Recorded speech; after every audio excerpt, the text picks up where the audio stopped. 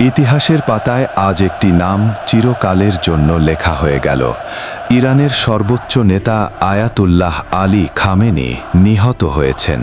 এই খবর শুধু ইরান নয়, গোটা মুসলিম বিশ্বকে স্তব্ধ করে দিয়েছে। একবিংশ শতাব্দীর ভূ রাজনীতিতে এমন শোকাবহ সংবাদ আর আসেনি। তেহরানের আকাশ আজ বিষণ্ণতায় ভারী হয়ে উঠেছে, আর কোটি কোটি মানুষের হৃদয়ে বইছে কান্নার রোল। 2026 সালের 28শে ফেব্রুয়ারি ইরানের ওপর মার্কিন যুক্তরাষ্ট্র ও ইসরায়েলের যৌথ সামরিক হামলা শুরু হয়, যার লক্ষ্য ছিল দেশটির শীর্ষ রাজনৈতিক ও সামরিক নেতৃত্ব। ইরানের রাষ্ট্রীয় গণমাধ্যম জানিয়েছে, এই হামলাটি শনিবার ভোরের দিকে করা হয়। সে সময় খামেনি তার কর্মস্থলে নির্ধারিত দায়িত্ব পালন করছিলেন। প্রাথমিক রিপোর্ট অনুযায়ী অত্যাধুনিক স্টেলথ ড্রোন এবং নিখুঁত লক্ষ্যভেদী মিসাইল ব্যবহার করে এই কাপুরুষোচিত হামলা চালানো হয়েছে।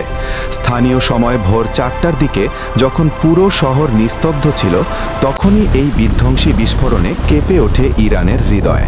এই হামলায় খামেনির মেয়ে, জামাতা এবং নাতিও নিহত হয়েছেন। 1 মার্চ 2026 রোববার সকালে ইরানের রাষ্ট্রীয় সংবাদ মাধ্যম IRIB জানায়, ইরানের সর্বোচ্চ নেতা শাহাদাত বরণ করেছেন। সারা ইরান সেই মুহূর্তে কান্নায় ভেঙে পড়ে। একটি পুরো পরিবার আজ ইতিহাসের পাতায় বীরের মর্যাদা নিয়ে চিরবিদায় নিল।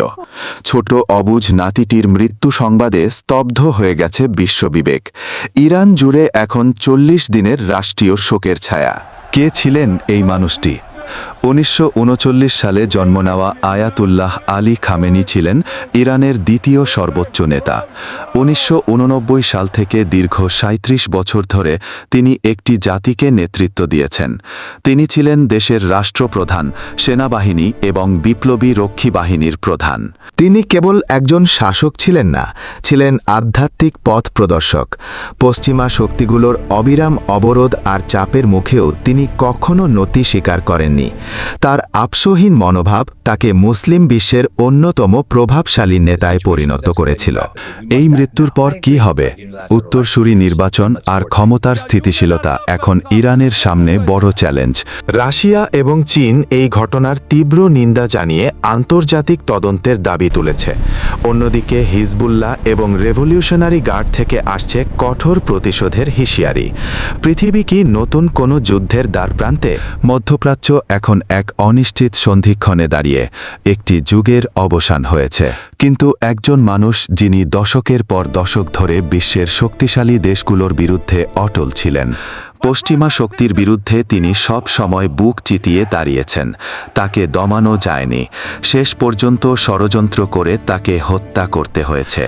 ইরানের সর্বোচ্চ নেতৃত্বে দেশটিতে 40 দিনের রাষ্ট্রীয় শোক এবং 7 দিনের সরকারি ছুটি ঘোষণা করা হয়েছে।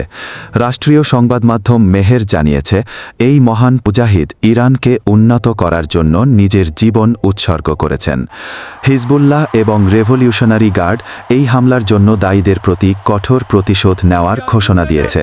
আজ তিনি নেই। আয়াতুল্লাহ আলী খামেনি থাকবেন সাহসিকতার প্রতীক হয়ে। ইন্না লিল্লাহি ওয়া ইন্না ইলাইহি রাজিউন।